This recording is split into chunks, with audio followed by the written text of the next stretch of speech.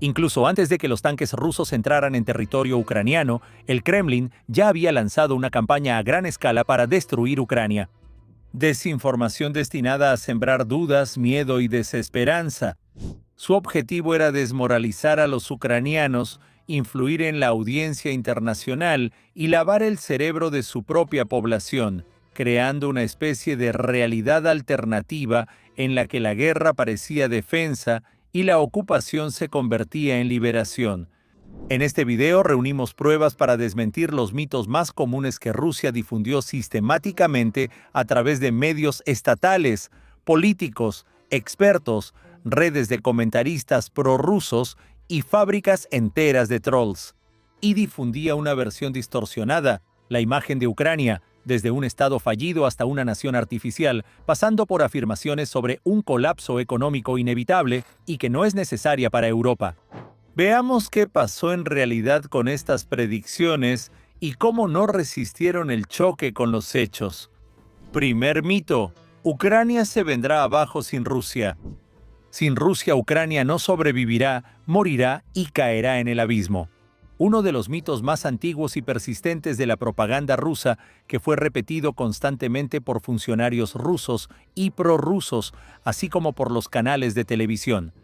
Esto se promovió de manera especialmente agresiva en 2013, cuando Ucrania estuvo cerca de firmar el acuerdo de asociación con la Unión Europea. En ese momento, el presidente de Rusia, Vladimir Putin, y representantes del gobierno ruso declararon abiertamente que, después de firmar el acuerdo con la Unión Europea, Ucrania perdería el acceso a la Unión Aduanera rusa. Nos veremos obligados a proteger nuestra economía, porque no podemos dejar las puertas abiertas dentro de la zona de libre comercio con Ucrania si ella abre sus puertas hacia la Unión Europea. Y nos veremos obligados a cerrar eso. Literalmente pintaban escenarios apocalípticos para Ucrania. Cierre de empresas, desempleo masivo y colapso económico. Un personaje destacado, el asesor de Putin en cuestiones de integración económica regional, Sergei Glassiev, quien consideraba que Ucrania estaba violando el tratado de amistad con la Federación Rusa. En el foro de Yalta, él metía miedo al decir que la firma del acuerdo con la Unión Europea haría inevitable el default en Ucrania, provocaría una caída en el nivel de vida, caos, disturbios políticos y sociales, y que Rusia ya no podría garantizar la soberanía ucraniana. La firma del acuerdo de asociación de Ucrania con la Unión Europea empeorará nuestras relaciones comerciales y económicas de manera prolongada, irreversible y grave. Punto. Esto se declaró en la reunión de los dos primeros ministros. ¿Eso fue un chantaje? Sí. ¿Por qué chantaje? Solo estamos advirtiendo. Esperen, colegas. Estamos advirtiendo. Él llamó directamente al curso europeo un suicidio, y las pérdidas por la asociación con la Unión Europea para superar el default llegarán a 35.000 millones de euros. Eso fue un verdadero chantaje. O Europa, o Rusia. Precisamente bajo la dirección de Glassiev, en el verano de 2013, Rusia llevó a cabo, de hecho, un ensayo comercial de la futura presión económica, cuando la aduana rusa comenzó a bloquear masivamente los productos ucranianos en la frontera. El representante del Ministerio de Asuntos Exteriores de Rusia, Alexander Lukashevich, quien en ese momento encabezaba el Departamento de Información y Prensa, declaró: según estimaciones de expertos independientes, el efecto económico de la implementación del acuerdo será negativo hasta el año 2020, y el maná del cielo en forma de afluencia de inversiones, tecnologías y demás que a largo plazo prometen Kiev y la Unión Europea no está garantizado por compromisos concretos. La lógica del Kremlin se basaba en una dependencia real, pero deliberadamente exagerada. Hasta 2014 Rusia realmente era uno de los socios comerciales clave de Ucrania.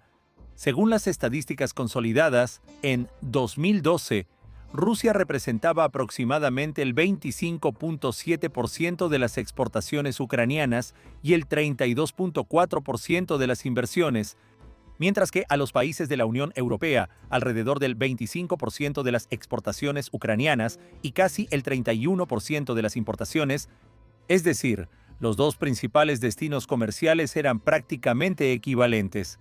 Pero considerando que el volumen total del comercio con la Federación Rusa entonces era de más de 12.5 mil millones de dólares, la propaganda rusa sacaba una conclusión falsa. Si existe una dependencia, entonces es eterna. Si el mercado ruso es importante, entonces sin él la economía ucraniana está condenada. La realidad mostró otra cosa. Después de 2014, Ucrania realmente experimentó un choque económico.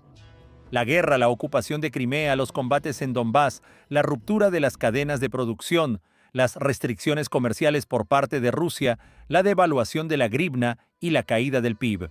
Pero eso no fue una prueba de la incapacidad de Ucrania. No era que no pudiera vivir sin Rusia, sino el precio de la agresión rusa y la reestructuración forzada de la economía. Y fue precisamente en esta reestructuración donde el mito empezó a desmoronarse. Amigos, tenemos una meta ambiciosa de alcanzar 200,000 suscriptores en el canal para finales de 2026. Pueden vernos durante mucho tiempo y ni siquiera sospechar que no se han suscrito. Suscríbanse a nuestro canal y cuéntenle a otros sobre él, a sus familiares y amigos. Además, denle like y dejen un comentario debajo de este video. Agradecemos a todos los donadores, mecenas y patrocinadores en YouTube. Cada una de sus grivnas acerca a Ucrania a la prosperidad económica y al bienestar, porque no solo hacemos videos, sino que educamos a los votantes que elegirán a verdaderos reformadores. Ayúdenos con esto. El enlace de apoyo está en la descripción. Primer hecho. El mercado ucraniano no resultó ser indispensable. Ya después de 2014, la participación de Rusia en el comercio ucraniano se redujo drásticamente. La Unión Europea prevaleció y se convirtió en la principal vía de integración económica. En 2017, las exportaciones ucranianas a Rusia representaron solo alrededor del 9%, mientras que a la Unión Europea fueron aproximadamente el 40%. Es decir, en unos pocos años, Ucrania pasó de ser un modelo que Moscú podía chantajear con el acceso a su mercado, a un modelo cuyo principal destino comercial se convirtió en la Unión Europea. Eso no significó una transición fácil o sin dolor. Muchas empresas perdieron a sus compradores habituales, cambiaron su logística y pasaron por la certificación europea. Pero poco a poco ocurrió un proceso que la propaganda rusa consideraba imposible.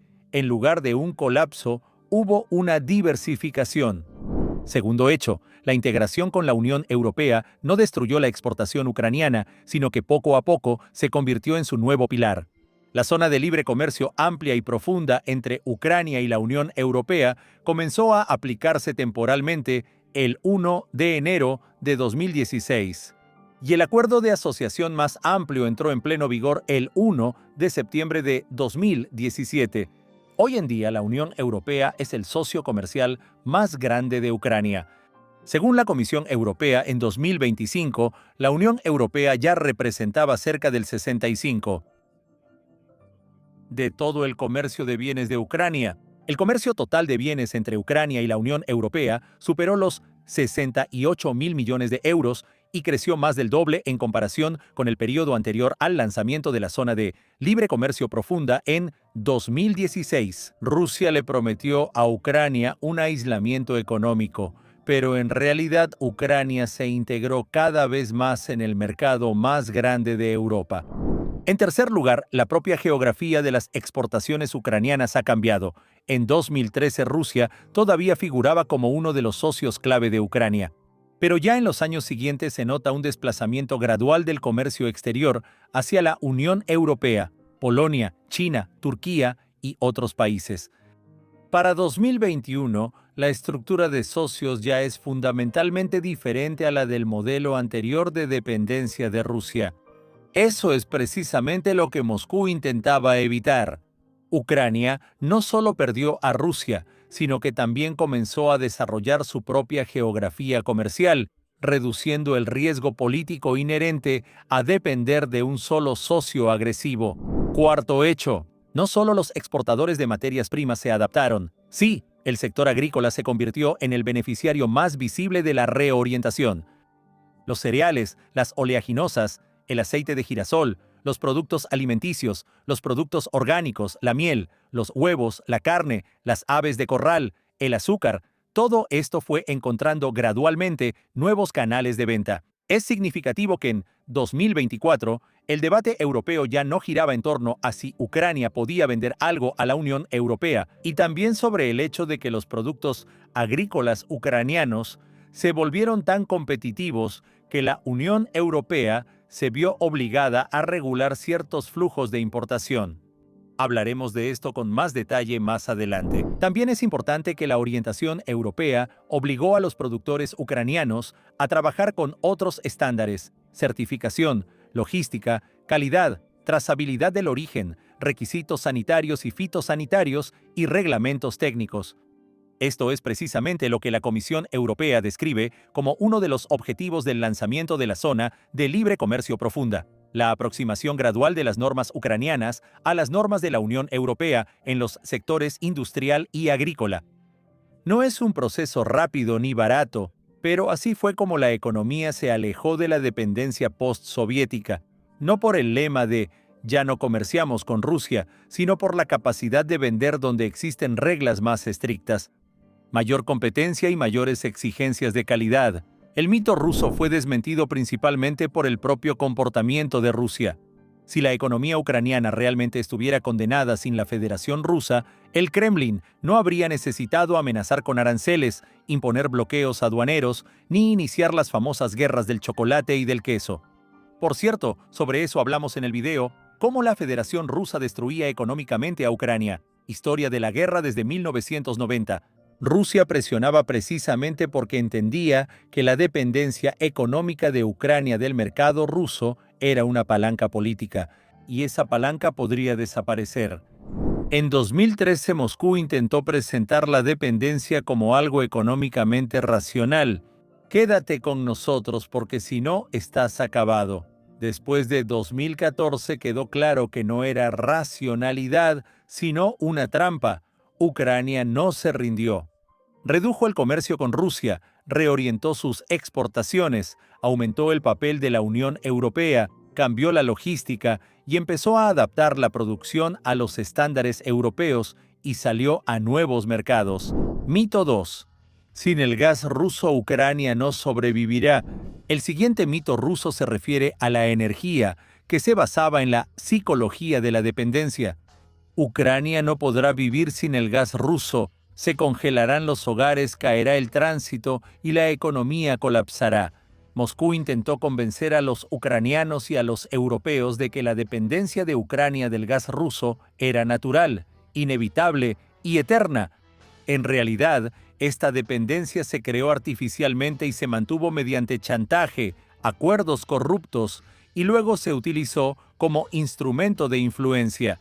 Cada crisis del gas iba acompañada no solo de presión económica, sino también de una campaña informativa a gran escala.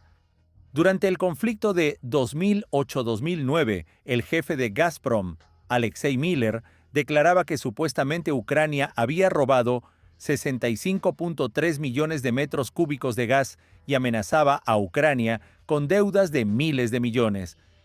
Después de esto, Vladimir Putin aceptó públicamente reducir el suministro en la cantidad del llamado gas robado. Está bien, estoy de acuerdo con su propuesta de suspender los suministros, pero esto debe hacerse públicamente. Es decir, Rusia al mismo tiempo creaba la crisis por sí misma y culpaba a Ucrania por ello. Después de 2014, Rusia anexó Crimea y comenzó la guerra en Donbass. Gazprom volvió a usar las deudas, el pago anticipado y la suspensión de suministros como instrumento de presión. En noviembre de 2015, Gazprom anunció oficialmente la suspensión del suministro de gas a Ucrania debido a la falta de pago anticipado. Miller habló sobre los riesgos para el tránsito y básicamente repitió el viejo guión de intimidación.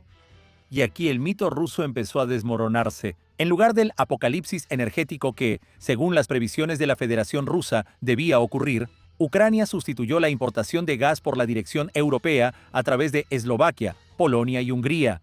Y ya en el verano de 2015, Naftogaz dejó de comprarle a Gazprom y a finales de ese año renunció definitivamente a los contratos directos con Rusia. Ucrania no solo sobrevivió a la interrupción temporal y al rechazo del gas ruso, sino que logró existir completamente sin compras a la Federación Rusa.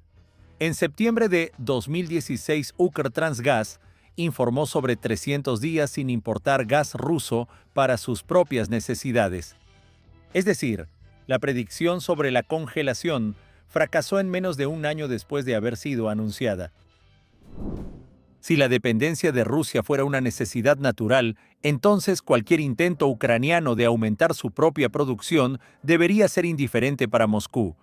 Pero cuando Ucrania empezó a hablar sobre la extracción de gas de esquisto, el yacimiento de Yusivska en Donetsk y Yarkov y el yacimiento de Oleska en el oeste del país, de inmediato surgió una campaña de miedo alrededor del tema. Van a envenenar el agua, destruirán los paisajes, habrá terremotos. Se provocará un aumento en las enfermedades oncológicas. Este tema fue impulsado especialmente por parte de las fuerzas prorrusas, entre las que estaba el compadre del presidente rashista Medvedchuk y su organización, la Elección Ucraniana, así como otras estructuras que se oponían a la integración europea y apoyaban el acercamiento con Rusia. En 2012, Shell ganó el derecho a desarrollar el área de Yusivska. En 2013, Ucrania firmó con la compañía un acuerdo de reparto de producción por 50 años. Paralelamente, Chevron entraba en el yacimiento de Oleska en el oeste de Ucrania. Se estimaba que solo el yacimiento de Yusivska podría proporcionar potencialmente hasta 10.000 millones de metros cúbicos de gas al año, y ambos proyectos juntos podrían aportar entre 11 y 16.000 millones de metros cúbicos adicionales de producción por año. De 11 a 16.000 millones de metros cúbicos de producción.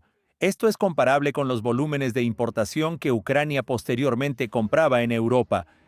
Por eso la reacción rusa fue tan nerviosa. Potencialmente, Ucrania no solo obtenía gas, sino también una palanca para dejar de depender de Gazprom. Ucrania tenía una de las reservas más prometedoras de gas no convencional en Europa, alrededor de 1.200.000 millones de metros cúbicos, recursos técnicamente extraíbles. En caso de éxito de los proyectos de Shell y Chevron, Ucrania no solo podría reducir las importaciones, sino también cambiar fundamentalmente el equilibrio de poder en el mercado de gas de Europa del Este. La campaña contra el gas de esquisto, bajo el pretexto de argumentos ecológicos, en realidad coincidía con los intereses de mantener la dependencia energética de Rusia. Durante las protestas provocadas por fuerzas prorrusas contra el gas de esquisto en Donetsk, Yarkov, Lugansk y otras ciudades, a la gente se le vendía el miedo a una catástrofe ecológica, y el resultado político debía ser que Ucrania renunciara a su propia extracción, a los inversionistas occidentales y finalmente a la independencia energética.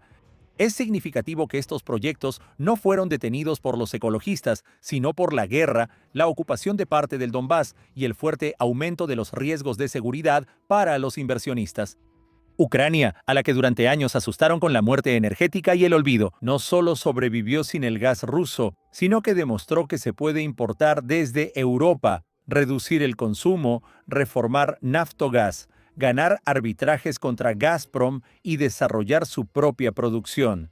El punto final en esta historia lo pone el hecho de que el 1 de enero de 2025, Ucrania detuvo por completo el tránsito de gas ruso a través de su territorio tras la finalización de todos los plazos del contrato. The Guardian describió esto como el fin de la gran ruta del gas ruso hacia Europa a través de Ucrania. Toda la construcción de la ayuda fraternal de gas fue simplemente una soga política, y promover la idea de que era imposible vivir sin el gas ruso resultó ser uno de los fracasos más sonados de la propaganda rusa. Mito número 3. La producción ucraniana no es competitiva y la Unión Europea destruirá la economía ucraniana. Por intentar salir de la órbita de influencia rusa en torno al acuerdo de asociación con la Unión Europea y el lanzamiento de una zona de libre comercio profunda y completa, la Federación Rusa se dedicó a venderle a los ucranianos el mismo miedo una y otra vez. En cuanto Ucrania abra su mercado a la Unión Europea, sus productos no serán competitivos, nadie comprará la producción ucraniana y todo el país se convertirá en un simple proveedor de materias primas. Hoy está claro. El Kremlin estaba preocupado por el destino de los productores ucranianos. Le asustaba perder el control económico sobre Ucrania. La publicística prorrusa difundía desinformación diciendo que los productos ucranianos no serían competitivos en comparación con los europeos. Las cuotas y los estándares de la Unión Europea ahogarán las exportaciones. La propaganda tenía dos enfoques. Supuestamente la Unión Europea desplazaría al productor ucraniano en su propio país, y el productor ucraniano no podría abrirse camino en Europa. La realidad fue en la dirección opuesta. Recordemos que en 2025 la Unión Europea fue el mayor socio comercial de Ucrania y representó alrededor del 65% de su comercio de bienes. Y el comercio total de bienes entre Ucrania y la Unión Europea superó los 68.000 millones de euros. Los principales productos ucranianos que la Unión Europea importa no fueron de Alemania. A nadie le interesan los restos de la economía soviética, sino el aceite, los cereales, los metales ferrosos, las semillas oleaginosas, los minerales y otros productos. La exportación ucraniana no desapareció, sino que cambió de rumbo, las reglas del juego y el comprador principal. Rusia pronosticaba un colapso por la competencia, pero resultó que precisamente los mercados europeos se convirtieron en el principal canal de desarrollo de las exportaciones ucranianas tras la pérdida del mercado ruso y el inicio de la invasión a gran escala. El golpe más irónico al mito ruso son las disputas europeas en torno a los productos ucranianos. Si los productos ucranianos no son competitivos, ¿por qué? Entonces, después del bloqueo ruso del Mar Negro, cuando Ucrania redirigió parte de sus exportaciones agrícolas a través de la Unión Europea, los agricultores europeos protestaron y exigieron limitar la importación de trigo, maíz, colza, girasol, azúcar, huevos, carne, aves y otros productos ucranianos. En el otoño de 2023, Polonia, Hungría, Eslovaquia, Bulgaria y Rumania impusieron restricciones a 4 cultivos de cereales ucranianos para evitar la saturación de sus mercados y proteger a sus propios productores. En febrero de 2024, los agricultores polacos incluso bloquearon carreteras y la frontera con Ucrania. Esto no se trata de los mercados, es un producto que nadie necesita. Esta es una historia sobre un producto que se volvió tan competitivo en precio y volumen que empezó a influir en la política interna de los países de la Unión Europea. Otro caso más. En 2024, la Comisión Europea restableció los aranceles después de un fuerte aumento en las importaciones desde Ucrania. El llamado Emergency Brake, un mecanismo de emergencia para ciertos productos ucranianos. En el marco de las medidas comerciales autónomas en Ucrania, se suspendieron completamente los aranceles de importación, las cuotas y las restricciones comerciales para las exportaciones ucranianas. Pero para productos sensibles como huevos, aves, azúcar, avena, maíz, cereales y miel, se estableció un mecanismo que se activa si las importaciones superan los volúmenes históricos promedio, y eso fue lo que ocurrió. Para 2023, Ucrania se convirtió en el tercer mayor proveedor de productos agroalimentarios a la Unión Europea, proporcionando alrededor del 7% de las importaciones de la Unión Europea. En 2024, el comercio de productos agrícolas entre Ucrania y la Unión Europea alcanzó un récord histórico de 17.000 millones de dólares, la cifra más alta en toda la existencia del acuerdo de asociación. Probablemente este sea el mejor contraargumento a la tesis rusa. Si un producto no es competitivo, no se le imponen restricciones. Al mismo tiempo, hay que ser honestos. La integración europea no hizo que la economía ucraniana fuera perfecta. Ucrania no se deshizo de la estructura de exportación basada en materias primas, no resolvió todos los problemas de transparencia y no en todas partes pasó a producir bienes con alto valor agregado. Rusia intentó presentar la dependencia de Ucrania de su mercado como el estado natural de las cosas. Pero tan pronto como esta dependencia comenzó a desmoronarse, resultó que era así. Ucrania obtuvo acceso al mercado más grande del mundo, con cerca de 450 millones de consumidores, y poco a poco se integró en la economía europea.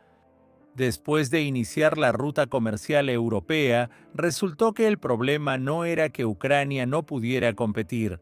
Al contrario, en ciertos sectores, los productos ucranianos resultaron ser lo suficientemente masivos y competitivos como para cambiar los balances comerciales, activar mecanismos de protección europeos y obligar a los políticos a negociar nuevas reglas.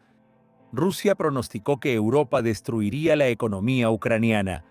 La realidad demostró que precisamente el acceso al mercado europeo ayudó a Ucrania a salir de la trampa económica rusa. Mito número 4. Ucrania es un estado totalmente corrupto.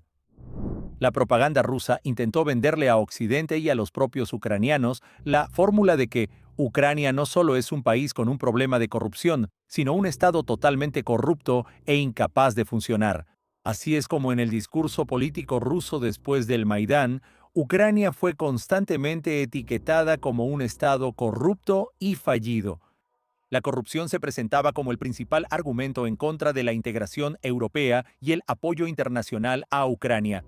La Agencia Nacional para la Prevención de la Corrupción, NASC, en 2023, en su estudio Detección y Análisis de Amenazas Informativas Rusas sobre la corrupción en el espacio mediático ucraniano, analizó más de 130.000 mensajes informativos, publicaciones, artículos y comentarios en el espacio informativo ucraniano en plataformas y redes sociales como Twitter, X, Telegram, Facebook y YouTube, para identificar la promoción de la narrativa de que Ucrania es el país más corrupto del mundo. Se registraron 86 incidentes, prácticamente un nuevo incidente cada 2 días.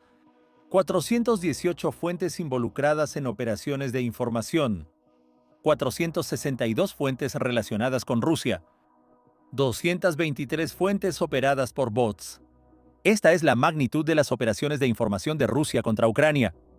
Se ha vuelto común fabricar escándalos falsos.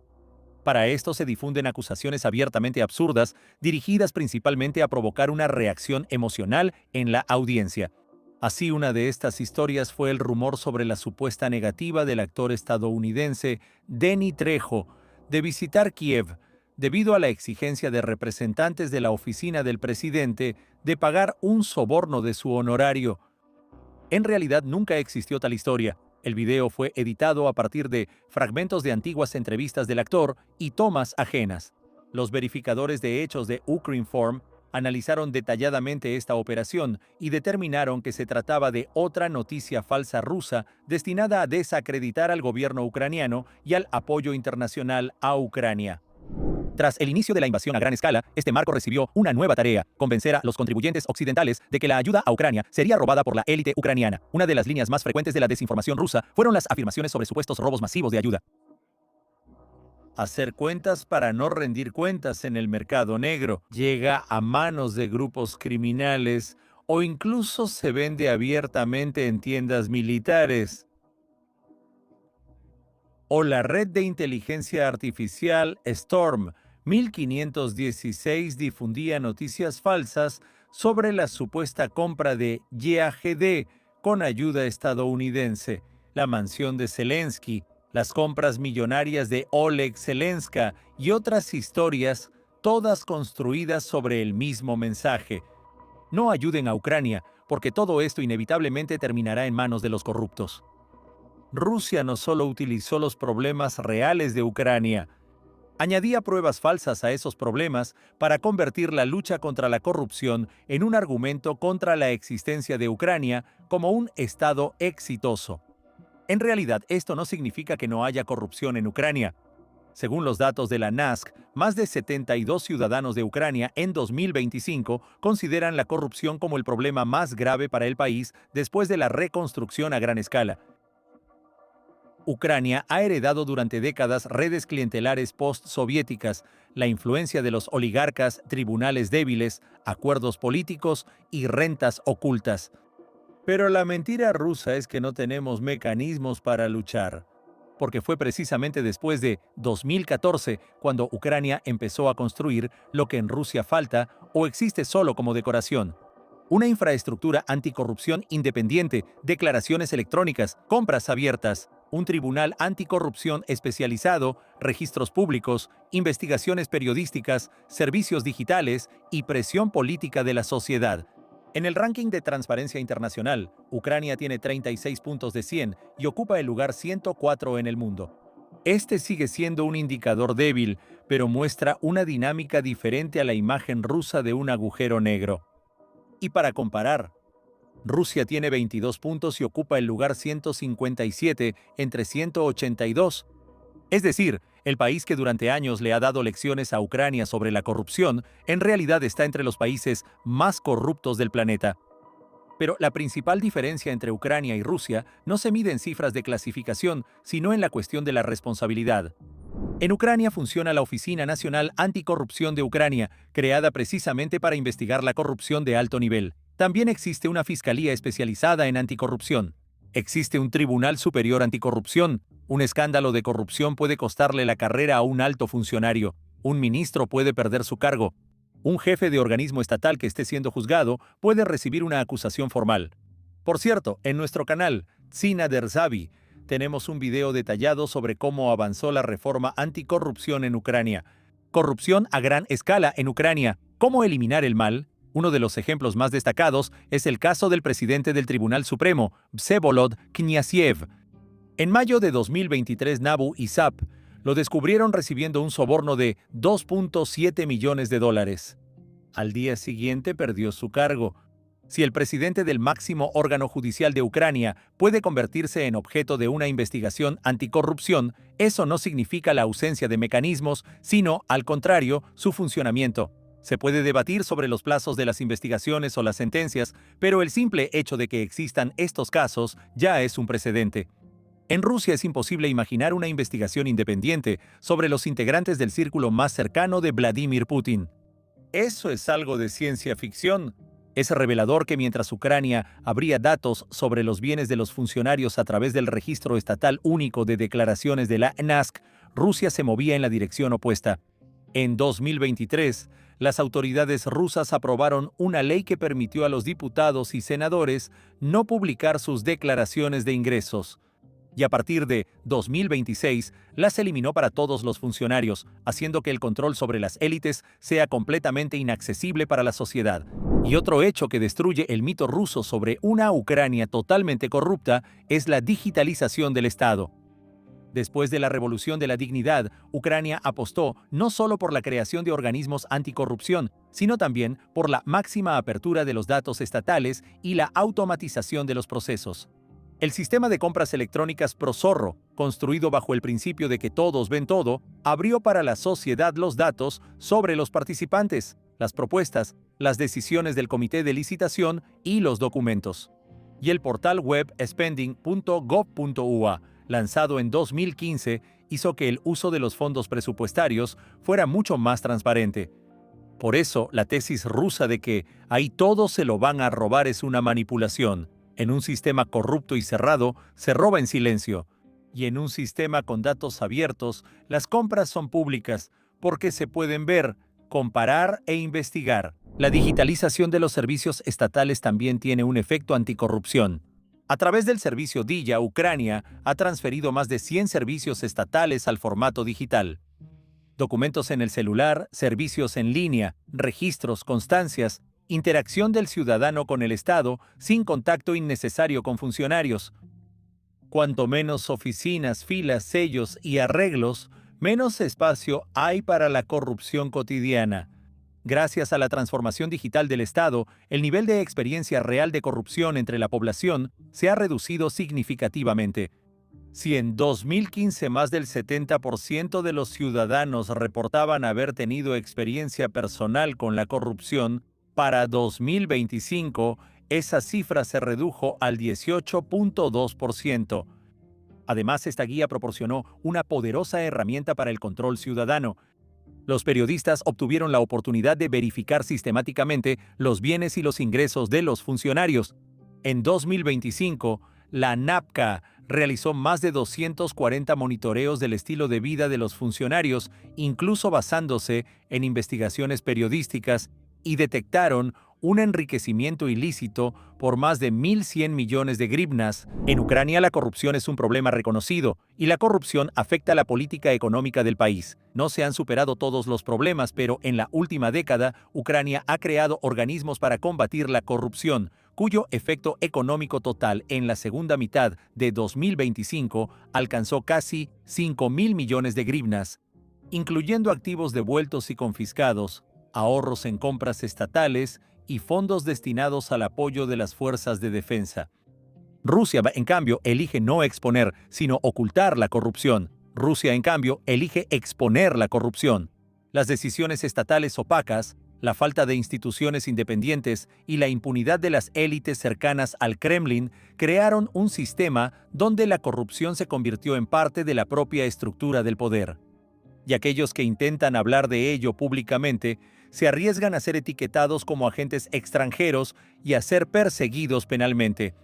Por eso el mito de que Ucrania es un estado totalmente corrupto debe volverse en contra de quienes lo crearon, porque la Federación Rusa es una cleptocracia autoritaria y cerrada, donde la corrupción no es una desviación del sistema, es el sistema.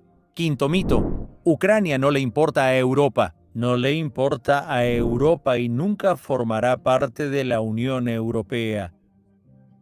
Y otra idea que les imponían a los ucranianos para desmoralizarlos y frenar la integración europea. El Kremlin convencía que la Unión Europea nunca reconocería a Ucrania como parte del espacio europeo. Sergei Lavrov, ministro de Relaciones Exteriores de la Federación Rusa, siempre sostiene que la Unión Europea supuestamente utiliza a Ucrania como una zona de amortiguamiento o como una herramienta de presión contra Rusia.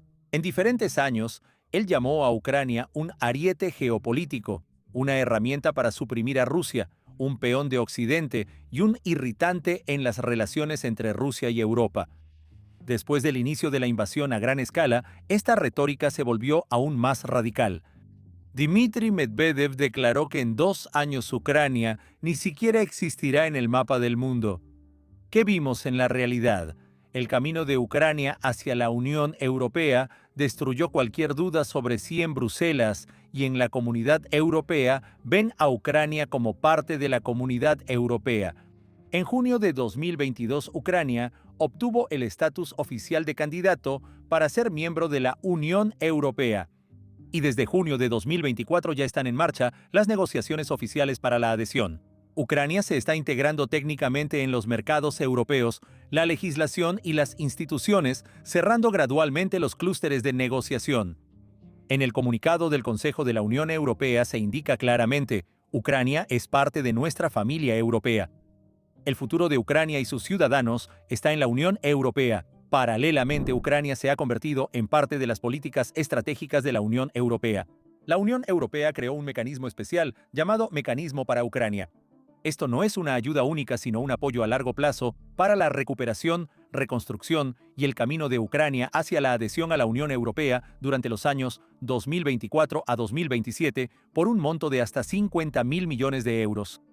El volumen total de ayuda a Ucrania por parte de la Unión Europea y sus Estados miembros supera los 200.000 millones de euros. Es apoyo político, financiero, económico, humanitario, militar y diplomático. Si Europa no estuviera interesada en Ucrania, no crearía un instrumento financiero plurianual vinculado a las reformas y a la futura adhesión. Igualmente significativas son las decisiones en el ámbito de la energía y la seguridad. En marzo de 2022, el sistema energético ucraniano se sincronizó con la red europea ENTSO-E, poniendo fin a su dependencia del espacio energético ruso. La Unión Europea también creó una misión especial para entrenar a los militares ucranianos, participando de hecho en el fortalecimiento de la capacidad de defensa de Ucrania. La integración no solo ocurre a nivel de las instituciones estatales. Después de 2022, la Unión Europea activó para los ucranianos el mecanismo de protección temporal, lo que dio a millones de ciudadanos de Ucrania el derecho de vivir, trabajar, estudiar y acceder a servicios sociales legalmente en los países de la Unión Europea. Los propios ucranianos hicieron una elección clara a favor de Europa. Según los datos de investigaciones sociológicas, para el año 2026, la gran mayoría de los ciudadanos, el 83%, apoya la adhesión de Ucrania a la Unión Europea. Más del 60% de los ucranianos creen que en un futuro cercano, Ucrania será un estado próspero dentro de la familia europea. En la declaración del Consejo de la Unión Europea sobre la apertura de negociaciones, se señala que Ucrania ya es un socio cercano de la Unión Europea y que el acuerdo de asociación es la base de una amplia cooperación, y Ucrania debe seguir avanzando hacia la plena alineación con la política exterior y de seguridad de la Unión Europea. Es decir, Europa no solo ayuda a la víctima de la guerra, sino que incluye a Ucrania en su propio horizonte político. Ucrania obtuvo el estatus de candidata abrió negociaciones para la adhesión y se convirtió en la receptora del mayor paquete de apoyo en la historia de las relaciones de la Unión Europea con un país socio. Sincronizó su sistema energético con Europa, se integró en programas europeos y obtuvo mecanismos de financiamiento y recuperación. La narrativa que Rusia utilizó para socavar la fe de los ucranianos en su propio futuro no resultó cierta. En realidad, la Unión Europea no solo apoyó a Ucrania durante la guerra, sino que también consolidó legalmente su perspectiva europea. La Unión Europea no toma tales medidas para quienes considera innecesarios. Mito número 6. Ucrania es un estado fallido. Mito número 6. Ucrania es un estado fallido. Неспроможна Україна. Pero esta siempre ha sido parte de un concepto más amplio de negar la existencia de Ucrania como una nación separada, y venía de la cúpula del Kremlin. Y ya en 2008, según el testimonio de los participantes en la cumbre de la OTAN en Bucarest, Putin le decía a George Bush que Ucrania ni siquiera es un estado. Y en 2022, ya en un discurso oficial, un día antes del inicio de la invasión a gran escala, repitió lo mismo. Pero la Ucrania moderna fue creada total y completamente por Rusia. Un estado estable en Ucrania nunca llegó a existir. De nuevo se mencionó la palabra genocidio, y al gobierno de Ucrania lo llamaron marionetas de Occidente. ¿Entienden que su país ni siquiera está bajo un protectorado político y económico, sino que ha sido reducido al nivel de una colonia con un régimen títere? Todo este horror, este genocidio, al que están siendo sometidas casi 4 millones de personas. Narrativas similares fueron promovidas sistemáticamente por los medios rusos. Y desde el 22 de abril de 2022, la agencia estatal RIA Novosti publicó un texto de Timofey Sergeitsev titulado ¿Qué debe hacer Rusia con Ucrania?, donde ya no se hablaba solo de la incapacidad de Ucrania, sino de la necesidad de su desnazificación, desucranización y la destrucción de Ucrania como Estado. Los análisis describen este artículo como un ejemplo de un llamado abierto a la eliminación de Ucrania. Української державності. El material provocó indignación entre los políticos europeos. En particular, el diputado del Bundestag, Thomas Gellmann, acudió a la Fiscalía de Berlín con una demanda contra el autor del artículo, ya que su medio de comunicación viola la Convención para la Prevención y la sanción del delito de genocidio. El principal contraargumento para refutar el mito, como siempre, lo mostró la realidad. Ucrania no solo mantuvo su condición de Estado, sino que también pasó por varios ciclos electorales competitivos. Las elecciones presidenciales de 2019, según la evaluación de la OSCE, fueron libres y garantizaron el respeto a las libertades fundamentales. Y el poder pasó pacíficamente de Petro Poroshenko a Volodymyr Zelensky. Los estados fallidos se caracterizan por el colapso político y la pérdida de legitimidad de las instituciones, no por la alternancia en el poder mediante elecciones democráticas. La prueba más convincente fue la guerra a gran escala. A pesar de los cálculos del Kremlin, el sistema de gobierno ucraniano mantuvo su funcionalidad. El presidente, el gobierno, el parlamento, el mando militar, las autoridades locales y los servicios estatales continuaron trabajando. En 2024, el Parlamento realizó la mayor reestructuración del gobierno desde el inicio de la invasión. La Rada Suprema destituyó a varios ministros y nombró a nuevos candidatos. Incluso si se puede criticar la concentración de poder o la calidad de las decisiones de personal, las instituciones siguen funcionando y no han caído. No se cumplieron los pronósticos sobre un colapso financiero. El primer día de la invasión, el Banco Nacional fijó el tipo de cambio, limitó las operaciones de divisas, apoyó la liquidez de los bancos y prácticamente no permitió el pánico bancario. Ucrania continuó pagando pensiones, ayuda social y salarios a los empleados públicos.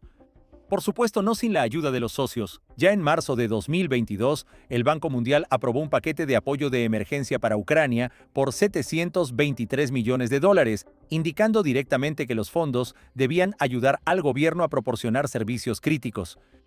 A pesar de la caída de la economía, la inflación y la destrucción, el sistema financiero de Ucrania seguía operando. En 2023, el FMI aprobó para Ucrania un programa de servicio ampliado del FMI por 4 años, por $15.6 mil millones. Este es el primer programa de este tipo en la historia del fondo para un país que está librando una guerra a gran escala. El FMI no otorga tales programas a un gobierno que no es capaz de llevar a cabo una política fiscal y monetaria, ni de rendir cuentas. La tesis rusa sobre un Estado fallido no se sostiene desde el punto de vista del funcionamiento del sistema judicial y anticorrupción. El año 2023 fue el más productivo para los organismos anticorrupción. Los implicados en los casos fueron altos funcionarios, directores de empresas estatales, jueces y diputados. Esto demuestra la existencia de mecanismos de responsabilidad incluso en tiempos de guerra. Las evaluaciones internacionales también demuestran la resiliencia de Ucrania. En el ranking de gobierno electrónico de la Organización de las Naciones Unidas de 2024, Ucrania está en el grupo de países con un alto nivel de desarrollo digital. En el Índice Global de Innovación de 2024, Ucrania sigue siendo la cuarta economía más innovadora de su grupo de ingresos y ocupa el lugar 60 entre 133 países del mundo. En el ranking de madurez de datos abiertos de 2025, Ucrania ocupó un lugar entre los líderes europeos con un nivel de madurez de datos abiertos del 97.1%, mientras que el promedio de la Unión Europea fue del 86%, y los analistas internacionales llaman a la resiliencia ucraniana un fenómeno, destacando los indicadores promedio de la sociedad para adaptarse a crisis extremas, mantener la gobernabilidad del Estado y asegurar la infraestructura vital. Y que Kiev caerá en 3 días. Asegurar las funciones vitales de la infraestructura y demostrar un alto nivel de autoorganización horizontal. Mito 7: Kiev caerá en 3 días. La expectativa rusa más cercana sobre la caída de Ucrania la transmite el comunicado de prensa del Kremlin: tomar Kiev en 3 días. En 2014, Putin afirmaba que las tropas rusas podían capturar la capital de Ucrania en 2 semanas. Después los plazos se acortaron. Antes de la invasión a gran escala, Rusia planeaba 10 días y la posterior ocupación de Ucrania hasta agosto de 2022. La rápida captura de la capital debía ser la clave de todo el escenario. La prueba más comprometedora es la plantilla propagandística rusa. El 26 de febrero de 2022, en el tercer día de la invasión, cuando RIA Novosti publicó por error el artículo triunfalista de Piotr Akopov, El avance de Rusia y el Nuevo Mundo, donde ya se anunciaba que Ucrania había regresado a Rusia. La BBC registró entonces que la agencia estatal rusa eliminó rápidamente ese texto, pero lograron guardarlo a tiempo. Es decir, Moscú en realidad estaba preparando una imagen televisiva de una rápida capitulación, pero luego se vio obligada a explicar la retirada como gestos de buena voluntad. En cambio, Ucrania no solo mantuvo la capital, sino que durante la guerra creó su propia industria de defensa. Hoy en día ya producimos en masa drones, artillería, municiones, vehículos no tripulados marítimos, sistemas de ataque de largo alcance y medios de guerra electrónica. La industria de defensa ucraniana después de 2022 creció de aproximadamente $1.000 millones de capacidad anual a cerca de $55.000 millones de producción potencial en 2026. Más detalles sobre el desarrollo del sector de defensa durante la guerra están en nuestro canal Tsina Dersavi, donde hay un análisis aparte: cómo creó Ucrania su defensa defensiva. Індустрію. El mito de que Kiev caería en 3 días fracasó 2 veces. Primero, militarmente, cuando Kiev no cayó, y luego estratégicamente, cuando Ucrania pasó de ser el objetivo del Blitzkrieg ruso a convertirse en un país que, durante esta gran guerra, desplegó su propia producción de armas. Rusia planeaba una rápida captura y el desmantelamiento de la estatalidad ucraniana, pero obtuvo una confrontación de varios años con un Estado que no solo sobrevivió, sino que también fortaleció su complejo de defensa en la industria militar. У промислових масштабах. Conclusión. Sí, la reorientación en Ucrania fue dolorosa. Sí, algunas empresas perdieron sus mercados de venta. Sí, la guerra causó pérdidas colosales. Pero la principal predicción del Kremlin fracasó. La Federación Rusa intentó convencer al mundo de que Ucrania es un estado fallido, condenado al colapso, que la economía ucraniana solo puede existir como un apéndice de la rusa. La realidad demostró lo contrario. Han pasado más de 10 años desde que comenzó Rusia. Tras la ruptura de los lazos económicos y en lugar de colapsar, Ucrania reorganizó su mapa comercial, reorientó sus exportaciones, abrió nuevos mercados, atravesó la guerra y al mismo tiempo avanza hacia la integración con la Unión Europea. Precisamente, alejarse de la influencia rusa se convirtió en uno de los mecanismos clave para la descolonización económica y política de Ucrania. Y las predicciones sobre la muerte económica sin Rusia quedaron donde deben estar, en el archivo de la propaganda del Kremlin. ¿Qué piensan? ¿Qué más de las mentiras rusas no se ha hecho realidad? Escriban, lo discutiremos en los comentarios.